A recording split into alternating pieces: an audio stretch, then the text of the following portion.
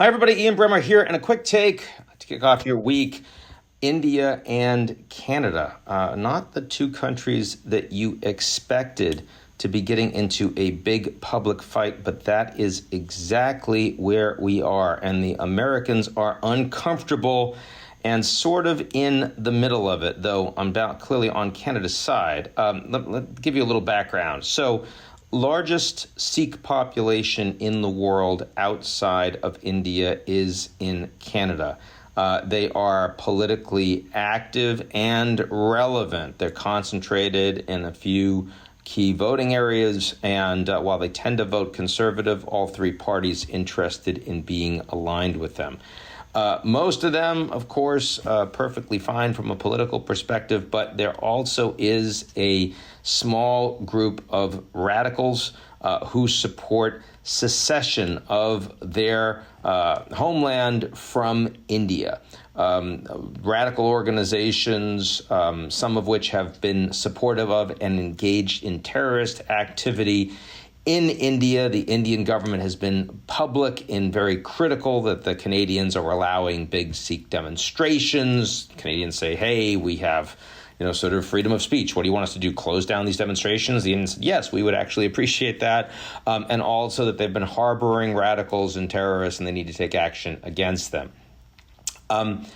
Then the Canadian government found out that one of the leaders of a radical Sikh institution, who is a Canadian citizen who was assassinated in Canada, found out from the Americans that the Indian government was behind the assassination. And indeed, there were recordings of Indian agents talking about this, apparently before and after. And that was shared with all the Five Eyes, so the UK and Australia and New Zealand. I'm not privy to this intelligence. I don't have those clearances.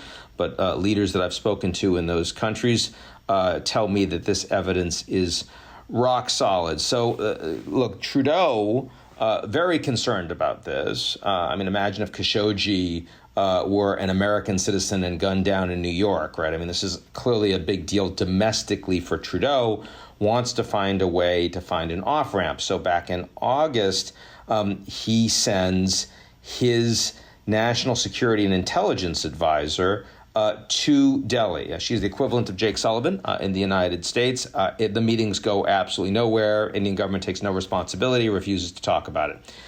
Then when Trudeau himself goes to Delhi for the G20, I had heard that the meeting between Trudeau and Modi was shockingly bad. I heard that readout from a number of people. I was very surprised because the topics they were discussing weren't, so chippy.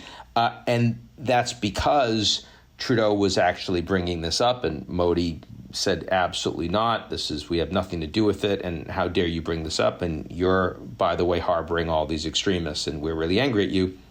At that point, Trudeau decides to go public because this information is going to end up public in the criminal case around the murder.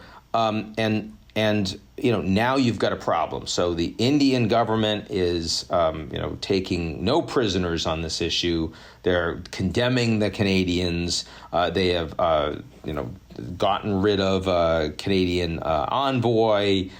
They've suspended visas from Canada to India. And clearly the trade relationship, which isn't huge, it's actually pretty small, but nonetheless would be at risk. And so, too, Canada's indo-pacific strategy, which they announced to great fanfare a year ago, spent a lot of time writing it up. It's pretty thoughtful because their China relationship is easily as bad as America's China relationship. Frankly, it's worse. And the Canadians don't have as much leverage. You can scratch the Indo from the Pacific strategy right now. Meanwhile, Modi is enormously popular for telling off the Canadians. First of all, it's not making all that much news. It's mostly below the fold in Indian newspapers. And Canada, of course, has been leading all the coverage. In India itself, yes, big Sikh population, but those Sikhs are primarily affiliated with a political party that is in alliance with Modi's own BJP, and they strongly oppose these secessionist movements and the radicals and the terrorists that have been involved in it.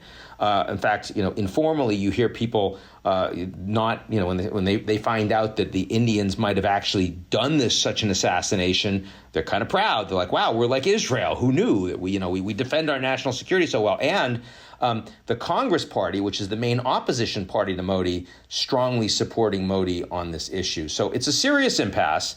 It is one that is not going to get resolved anytime soon. The Americans are trying to work a compromise because, what the Canadian government wants is, not for Modi to say, I'm personally responsible and I'm really sorry, wants to do an investigation, find out who was responsible for it, have a head or two roll, even if they're junior, and then put this behind them. Modi has absolutely zero interest in doing that, especially with the Canadians, and it's unclear how public the Americans are going to get on this issue, precisely because the India relationship has been a big win for the United States. And indeed, Biden was planning on going to India for their National Day coming up in a couple of months as the principal guest. This could put a spanner in that. So we'll watch it all very carefully, but that's where we are in India, Canada. A lot to pay attention to and not easy to resolve. Hope everyone's doing well. I'll talk to y'all real soon.